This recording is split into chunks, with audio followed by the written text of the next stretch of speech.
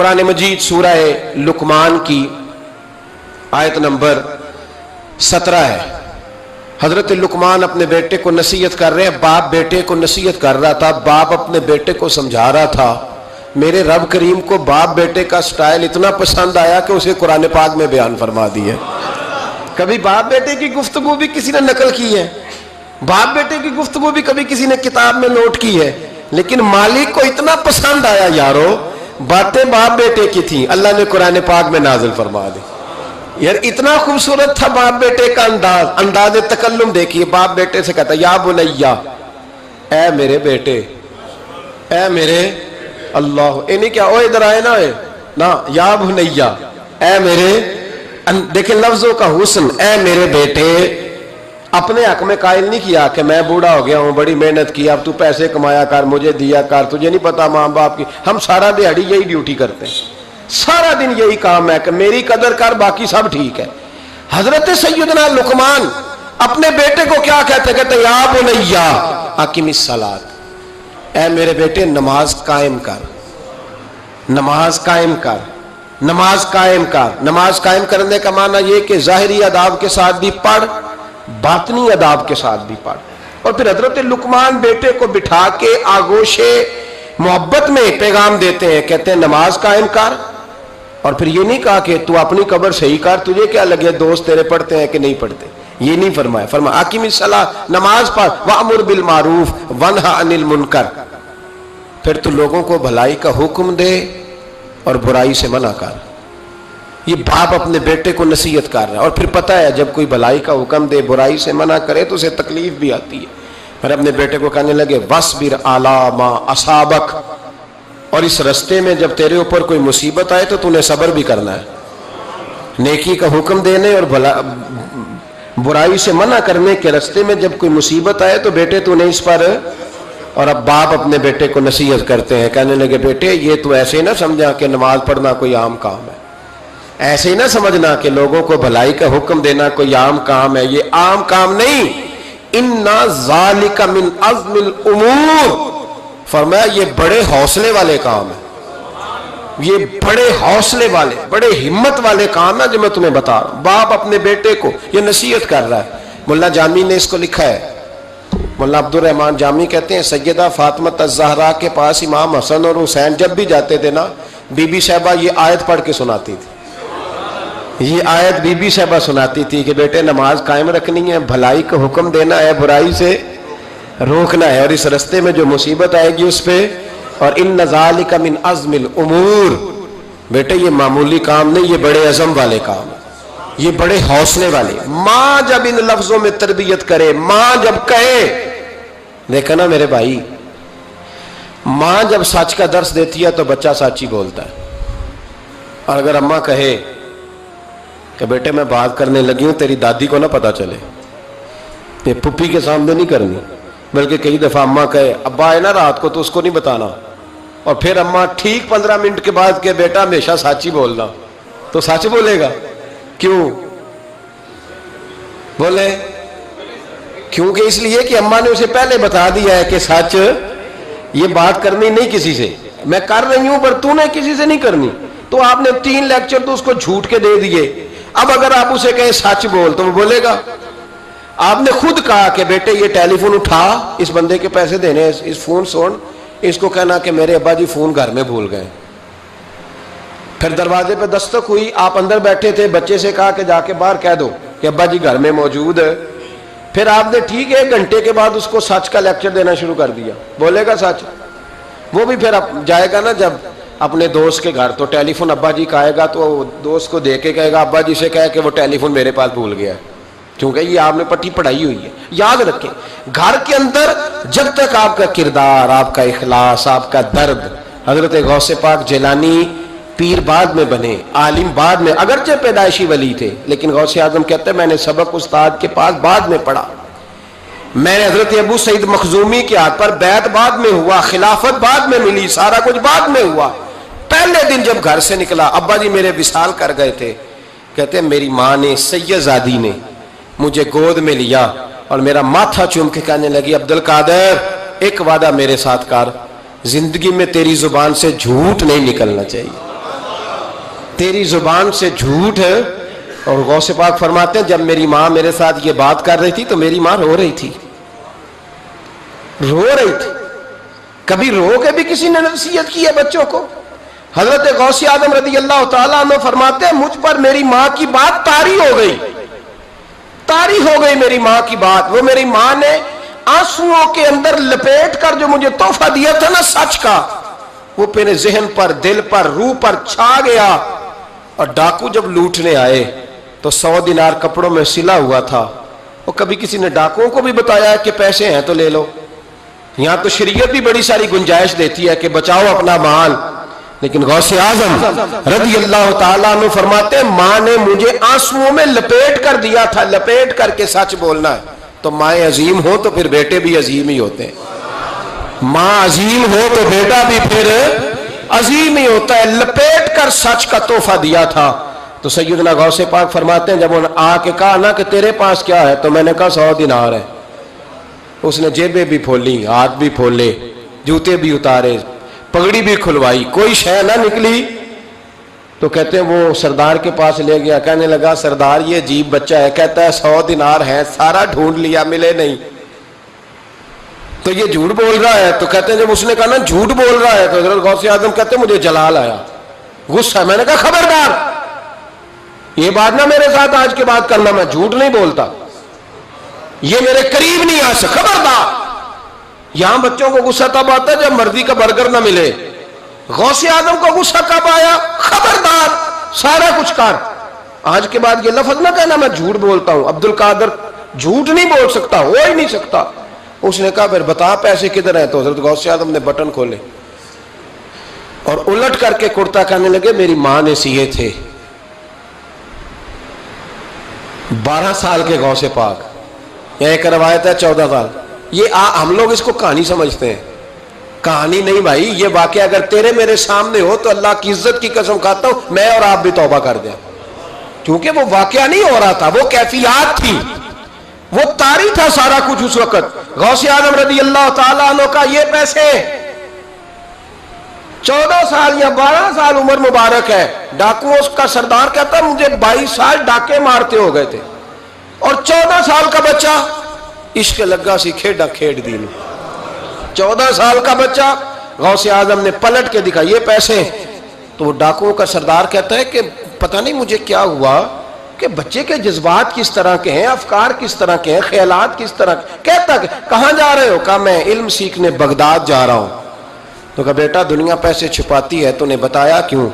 तो हजरत गौसे आजम ने पैसे उतार के फेंक के कहने लगे पैसे तो रख, मैं इसलिए बता रहा हूं कि मां से वादा करके आया हूं कि सच बोलूंगा, ले पैसे तुझे दे रहा हूं। डाकुओं का सरदार कहता है बच्चे की उतनी उम्र नहीं, इतने मुझे पाप करते साल गुजर गए, पर उस बच्चे का मां से किया हुआ वादा मुझे बदल गया।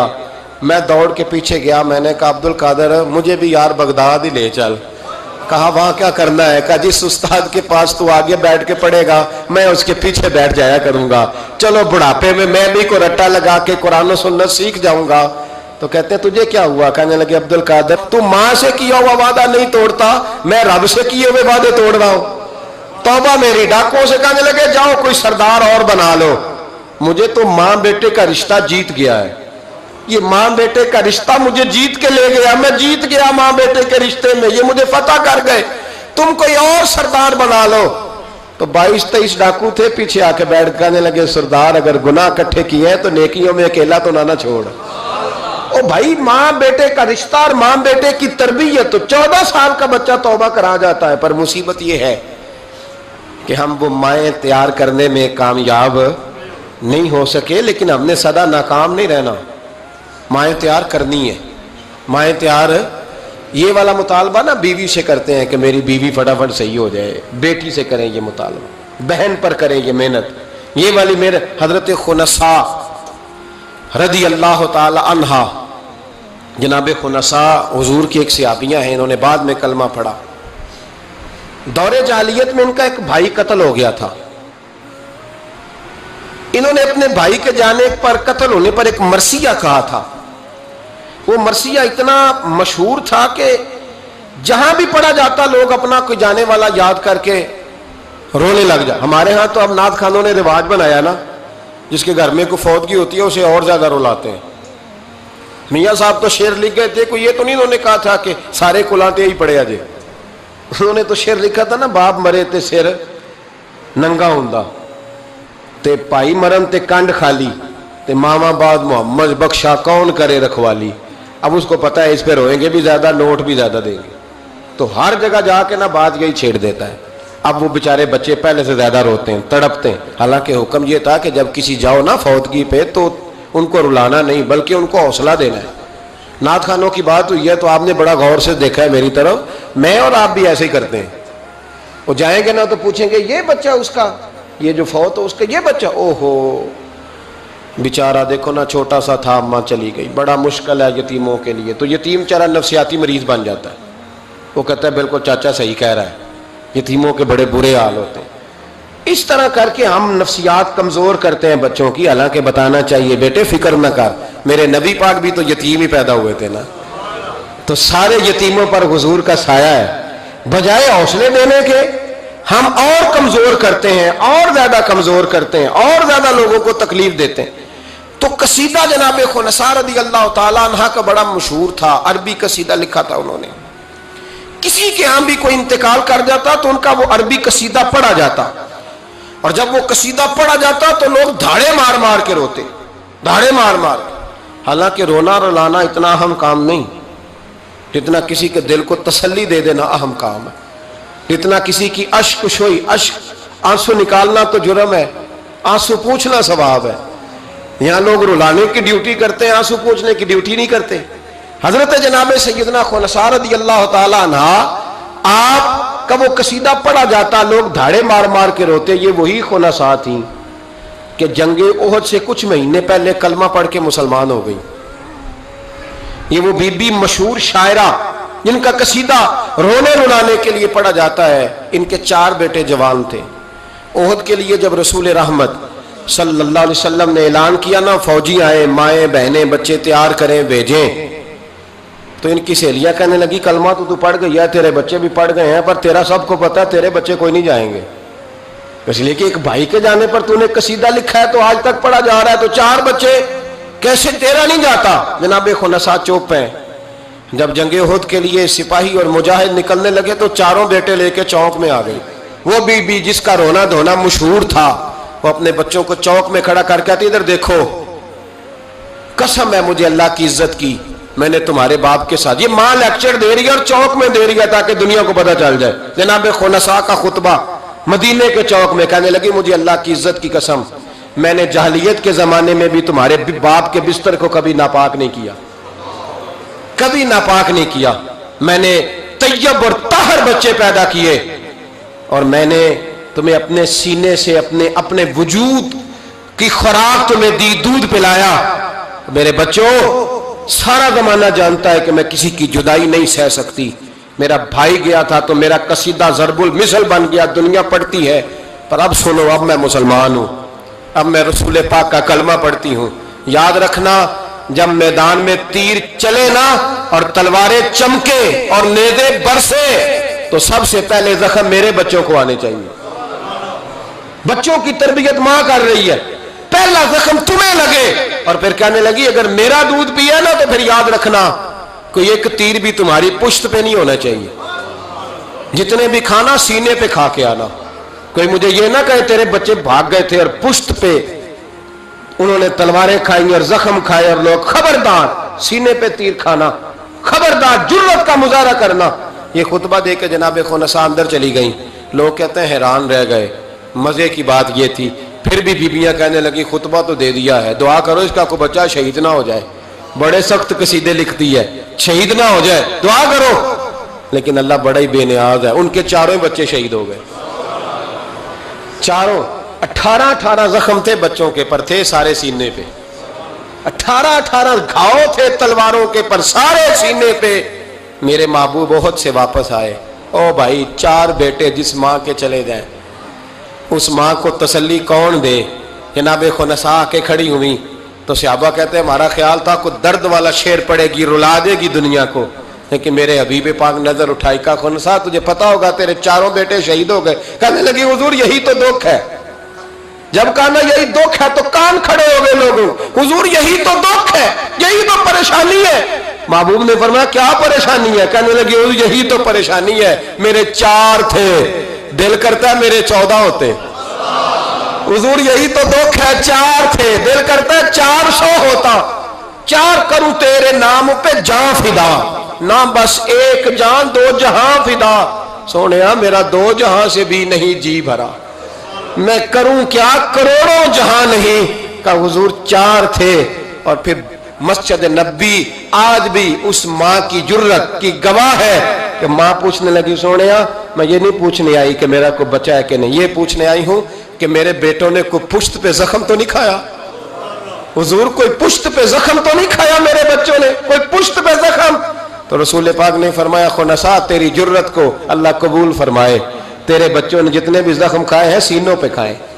میں نے کہا مائیں عظیم ہو تو بچے بھی عظیم ہوتے ہیں, اور اگر ماں کسی کے سائے کا اندھیرا دیکھ کے ڈر جائے تو بچوں میں جرت کیسے آئے گی؟